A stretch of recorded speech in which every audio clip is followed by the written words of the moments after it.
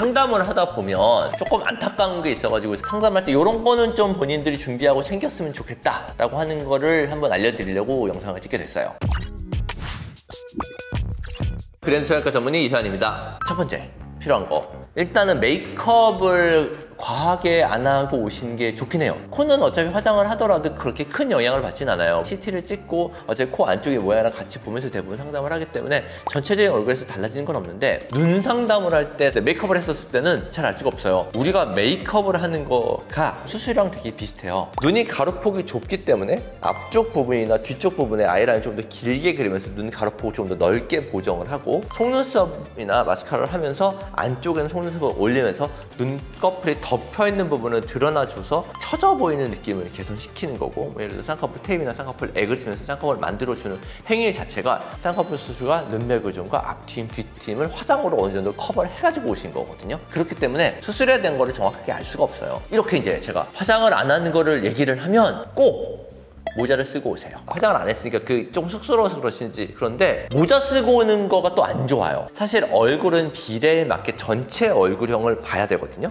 모자를 쓰고 오면 머리가 떡져 있죠. 모자를 벗더라도 본인이 막 엄청 막 가리면서 신경을 써요. 화장을 안 한, 모자를 안 쓴 내추럴한 모습이 사실 가장 좋은 모습이에요. 안경 쓰고 오시는 건 괜찮아요. 그 다음에 이제 두 번째, 나는 이렇게 되고 싶다 라고 가지고 있는 사진들 있잖아요. 이 사진 되게 중요해요. 특히 눈 같은 경우가 그런데요, 연예인분 사진을 갖고 왔는데 아래를 쳐다보고 있다던가, 고개 이렇게 들고 밑을 보거나, 고개를 숙이고 위를 치켜뜨고 있거나, 그리고 메이크업을 한 상태, 그 컷이 예뻐 보이는 거지 실제 눈이랑은 아무 관련이 없거든요. 그 연예인의 화장기가 가장 없는 증명사진에 가까운 모습을 갖고 오는 게 가장 좋아요. 성형수술이라는 건 이 기준은 턱을 붙이고 눈을 뜨고 앞을 보고 있는 자세에서의 얼굴이 기준인 거지, 쌍꺼풀 크기를 알 수 없는 상태의 사진을 갖고 오는 거는 아무런 도움이 되질 않거든요. 일관성 굉장히 없는 경우가 많아요. 그냥 완전히 눈모양이 다 다르거든요. 그냥 예쁜 사진을 다 가져오신 거예요. 사진을 가져오는 목적은 이렇게 되겠다는 게 아니라 수술을 했었을 때 본인들의 취향을 알기 위해서 사진을 갖고 오는 거예요. 연예인 사진이 아니라 본인 사진을 보정해서 가지고 와도 도움돼요? 요즘은 본인 사진 갖고 오는 경우가 많아요. 인스타에서의 얼굴과 실제 얼굴이 너무 다르니까 인스타 얼굴처럼 해주세요 많아요. 보정은 어디까지나 보정이기 때문에 그렇게 되는 건 아니죠. 근데 그런 것도 오히려 현실적으로 도움돼요.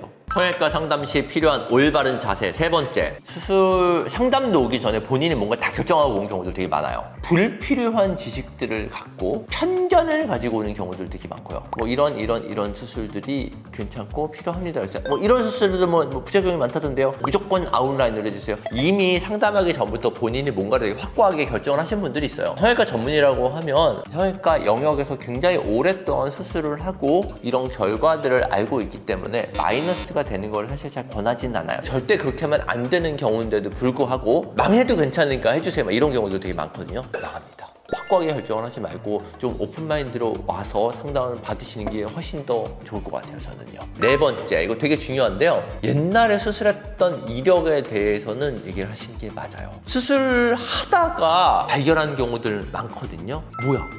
재수술이었어? 보형물이 들어가 있으면 재수술인 거 알죠. 근데 힐리프팅 굉장히 많이 하고 여러 번 했는데 그런 거 하나도 얘기 안 하셨다가 수술하러 들어갔는데 안쪽에 조직끼리만 유착 너무 심해가지고 이분 수술을 어떻게 해야겠다고 이제 플랜을 다 세워놓고 수술을 들어가죠. 원래 계획했었던 거랑 완전히 달라지게 되면 되게 당황스러워요. 수술 시간도 오래 걸리고, 그리고 원래 계획과 달라지게 되면서 본인이 오히려 더 안 좋은 방향으로 가는 거죠. 수술 이력에 대해서는 사소한 거라도 다 얘기를 하시는 게 맞고요. 지난번 수술했었을 때 마취 때문에 좀 고생을 했다던가 회복 때문에 고생을 했다던가 멍이 많이 들었다던가 이런 것들도 되게 얘기해 주시는 건 도움이 많이 돼요. 이건 본인이 갖고 있는 특성이니까 그에 따라서 약을 조정하거나 뭐 치료 방법이나 이런 것들을 조정할 수 있는 방법들이 얼마든지 있는데 그런 걸 얘기를 안 하시는 경우들 많고요. 뭐 질병이나 약이나 이런 거 얘기 안 하신 분들도 되게 많아요. 고혈압이신 분들은 수술 때 금식이어도 혈압약 드셔야 되거든요. 고혈압이신 분들 수술 때 긴장되잖아요. 긴장되는데 혈압약까지 안 드시면 혈압 되게 많이 올라가거든요. 혈압이 많이 올라가면 피가 많이 나요. 피가 많이 나면 붓기도 많고